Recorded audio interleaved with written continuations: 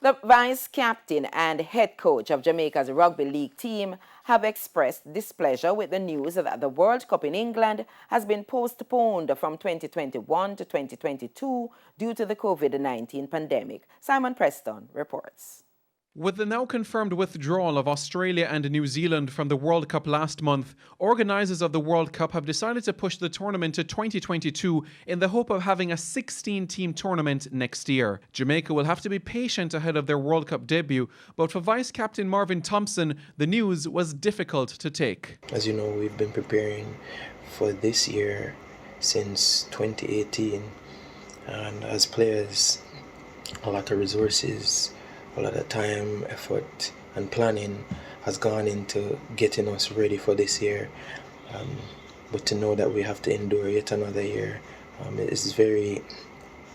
it takes a lot of mental strength. Head coach Romeo Monteith feels the tournament still could have been held in November despite the concerns over the pandemic. I've seen other major global tournaments take place in the UK. We have seen the Euro football competition, we have seen Wimbledon. We see other major sports tours going on as well at the end of the year, including cricket and stuff like that, rugby union as well. So I think that, the English should have been capable of hosting a tournament that would have followed the strict biosecurity protocols. Monteith sees a challenge for Jamaica ahead of the World Cup next year. Some of these players were thinking of retiring after this year because, the World Cup was the final achievement that they've really struggled hard for the last 10, 11 years playing for Jamaica, trying to get us to a World Cup.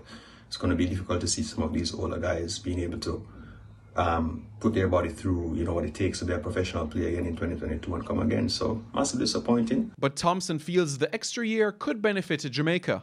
I believe that this extra time, we can put in more work, more effort, more training, and getting ourselves ready to the point that we are now, or beyond the point that we are now currently, so we can be even more prepared to face these nations.